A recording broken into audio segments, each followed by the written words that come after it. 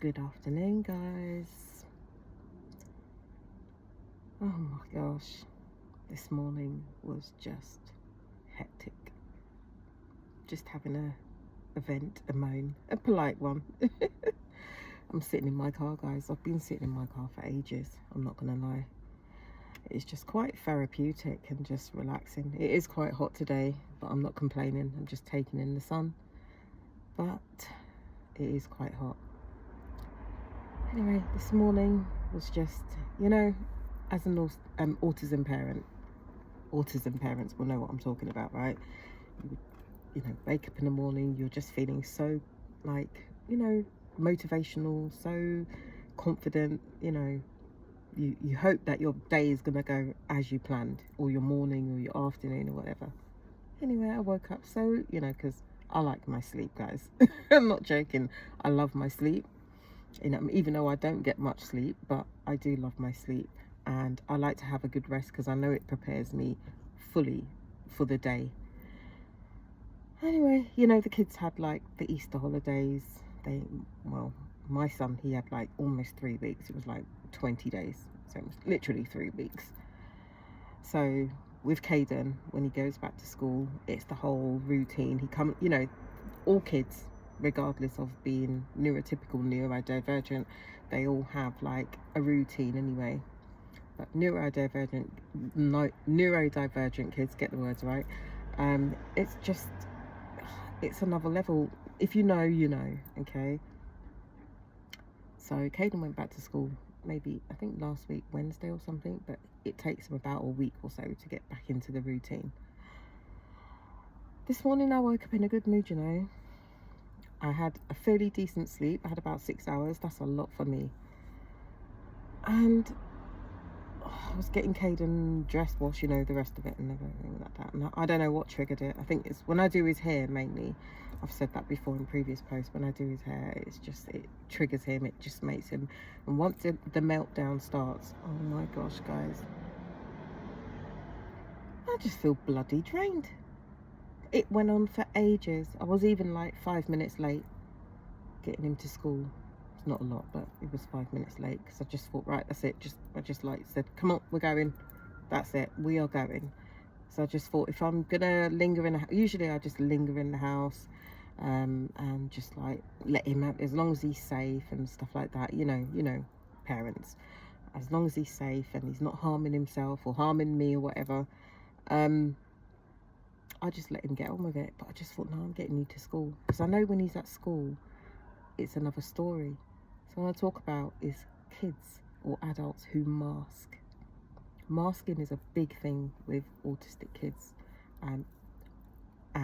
My son, especially, my son at school is absolute gold. When I tell the teachers, oh, Caden had a meltdown, or Caden's not aggressive, he's a really polite, really humble child, but my God, when he gets going, yeah. And it takes a lot to, for him to calm down. But he masks a lot at school. So I know when he comes home to me, that's his safe space. With me, it's his safe space. He knows when he's with the teachers, they're not his mom, they're not his dad, they're not his auntie, his uncle, his sister, his grandma, blah, blah, blah, blah. That's his safe space, being at home with me. So it's like he's built up the whole day, the whole 6 hours that he's at school. And then he will come home, not often, but he would come home, and boy, does he let rip. It could be just the fussing,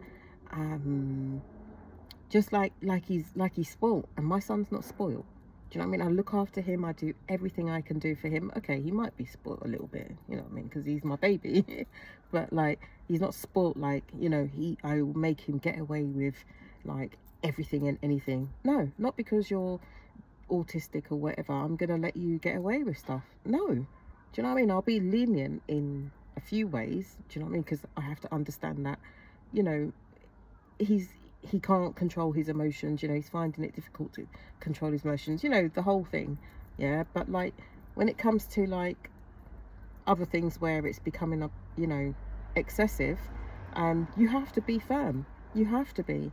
I know that like 10 minutes later they probably forget or whatever, I don't know, but at that point you have to be firm. You have to be. It works for some, it doesn't work for some. But Caden, I know he listens, and I know that spoilt bit in between of the autism and not understanding, and you know, the feelings and the social skills and all that. But I know in between those things that he does understand, you know. And a lot of times I say to him, I don't want him to feel guilty, but I need him to understand the emotions that, you know, he's going through and what I'm going through. And I would say to him, Caden, you know, why are you sad? Or you're making mummy feel very sad right now, you know. But yeah, it was really, really tough this morning. I'm not gonna lie. I'm not gonna lie. I could have gone upstairs. Do you know what? Today I said I'm gonna paint my fence. The rest of my fence, me and Caden were painting the other day. I was gonna paint my fence, and I just can't be fucking bothered. Excuse my language. Just can't be bothered. Look at me in my car. You know, so it's a couple of hours till I pick him up. I can still do so much in those 2 hours. I could literally knock the fence off. I can just literally paint it, because it's just like, you know, that much in a fence left. You know, I can literally do it. So I can do it. I've just got to motivate myself back into it. But I've enjoyed relaxing and doing nothing, really. I think we all need days like that, right? Just do nothing. Anyway, it was just a little vent, little moan, nothing major, just a moan. Have a good day, guys. I'm sure a lot of you can relate. Okay, bye, have a good day.